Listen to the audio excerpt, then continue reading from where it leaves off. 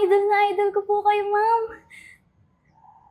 Ang ganda-ganda niyo po pala talaga sa personal. Alam ko.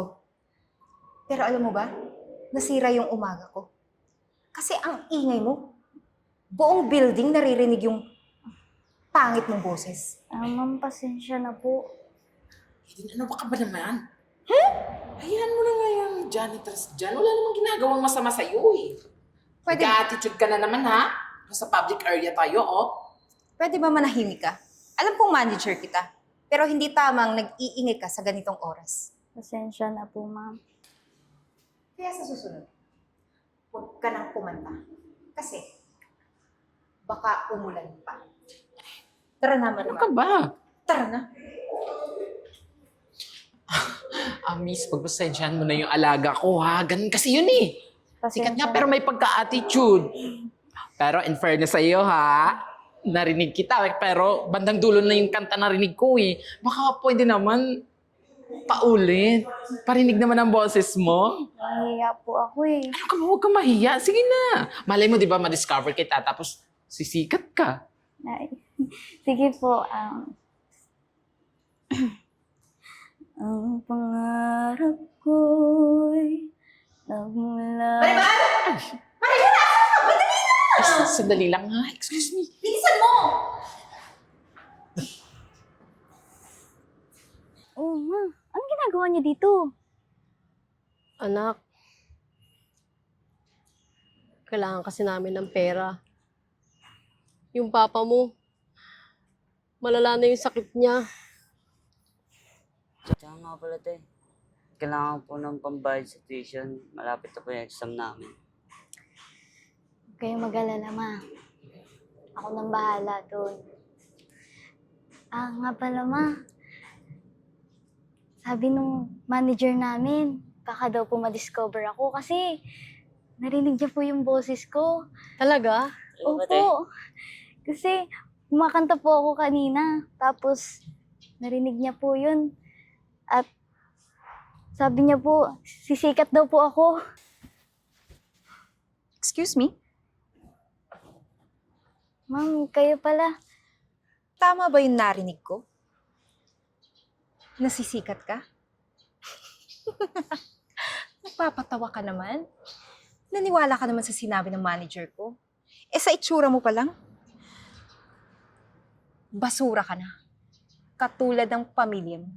Pumunta pa talaga dito para ano? Manghingi ng pera? Sa bagay, ganyan naman talaga kayong mga mahihirap. Ma'am, huwag naman po kayong ganyan sa pamilya ko. Bakit? Hindi ba totoo? Tignan mo nga mga itsura nila. Kaya ikaw, huwag ka na mangarap. Hanggang dyan ka na lang. Janitress. Naiintindihan mo?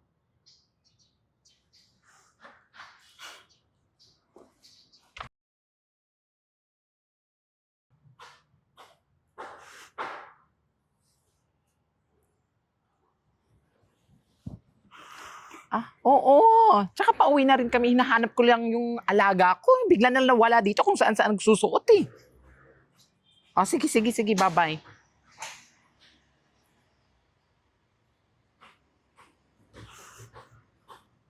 Miss? Miss, ayos ka lang? Bakit umiiyak ka? Ma'am, kayo po pala. Pasensya na po. Ano nangyari sa'yo? Bakit umiiyak ka? Ma'am, wala na po ata akong pag-asa mag-singer, ma'am.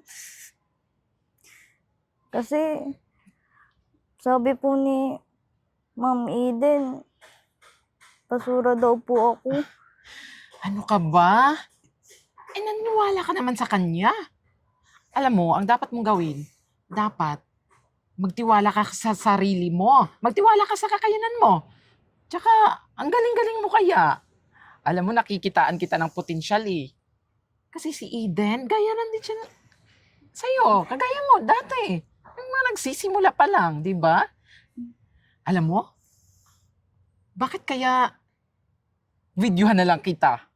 Malay mo, di ba? Makikilala ka ng mga producers, tapos magpa-viral ang video mo, di ba? Mas maraming makakakilala sa'yo. Gusto mo ba yon? Ay, Makakahiya Ay, naku, wag po. ka na mahiya. Sige na, mag-video na ako. Bahala ka dyan. Sige, kumanta ka, ha? Sige. Magbilang kong 3, nakatago na kayo. Charot lang. Sige, sige. 1, 2, 3, start. Wait lang po, ano po ulit yung kakanta? Ay, naku. Sige, mamili ka lang ng kung anong gusto mong kanta. Sige na. Ay, hindi. Sige na nga po. 1, 2, 3, go! Pangarap ko ang ibigin ka at sa habang panahon ikaw ay makasama. Ay, taray. Ikaw na lang ang siyang kulang sa buhay ko ito. Ay, may pakulit-kulit pa. Pangarap ko ang ibigin ka. Jessa Saragosa ba yan? Wow, galing, galing, galing, Kayo galing. po talaga. So, ayan. Ayan. So, ayan, ipopost ko to sa social media.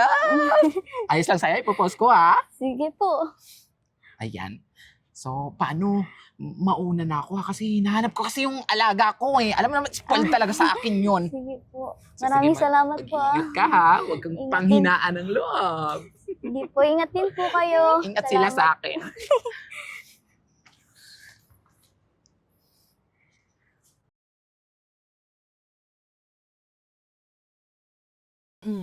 Ano? Magsalita ka. Alam mo ba yung ginawa mo? Ano ba yun?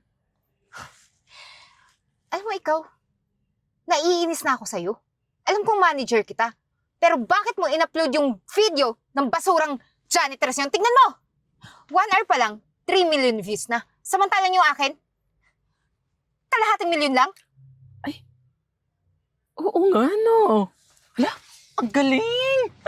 Nag-million views nga yung video ko kanina. 3.1 million views in just 1 hour. Akin nga yan. At hindi lang yan yung maling ginawa mo sa akin. Pati yung mga clients ko, nag-back out na. Pati yung mga brand deals, umayaw na rin. So ano to? Pinapahiya mo ko? Alam mo, rinding-rindi na ako sa boses mo, ha? Sawang-sawa na ako sa'yo. Sawang-sawa na akong intindi sa'yo. Diyan sa ugali mo. Alam mo, dapat magpasalamat ka sa akin kasi kung hindi dahil sa akin, hindi ka sisikat sa akin ng ganyan. Hindi ka sisikat sa mga tao. Tsaka isa pa, wala kang utang na loob, ha? Alam mo, pinagtitiisan lang kita, eh. Baka binabaliktad mo lang yung kwento mo. Kung hindi dahil sa akin, hindi ka makikilala ng mga magagaling at mga malalaking tao dito sa industriya. Coming from you, ha? Baka nakakalimutan mo. Nanggaling ka rin sa putikan. Kaya alam mo, mas mabuti pa siguro, magkanya-kanya na tayo. Kasi meron akong bagong alaga. At yun, nakasisiguro pa ako na may mabuting puso, hindi kagaya mo. Plastic ka na nga. Akala mo ng kaganda-gandang tao? Wait lang, yung basurang yun? Oh, No, hindi mo siya pwedeng tulungan. Kasi ang gusto ko, ako lang yung sikat. alam mo, lahat ng gusto ko gagawin ko. Kasi wala ka namang karapatan, eh. Tsaka isa pa, darating yung araw na babagsak ka at yung alaga ko naman ang sisikat at mamamayagpag. Kaya dyan ka na. Susero to, kalam nun. Kagada-gada, ang pangit-pangit naman. Laki-laki ka ng bibig. Bitawan mo nga ako. Bitawan mo ako. Ano ba? Hoy, hindi kita hinawakan. Marimar, bumalik ka dito!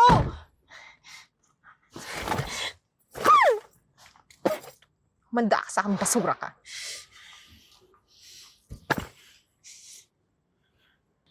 Oh, Hazel, I would like you to meet isa sa pinakasikat na rap star dito sa Pilipinas, si MC.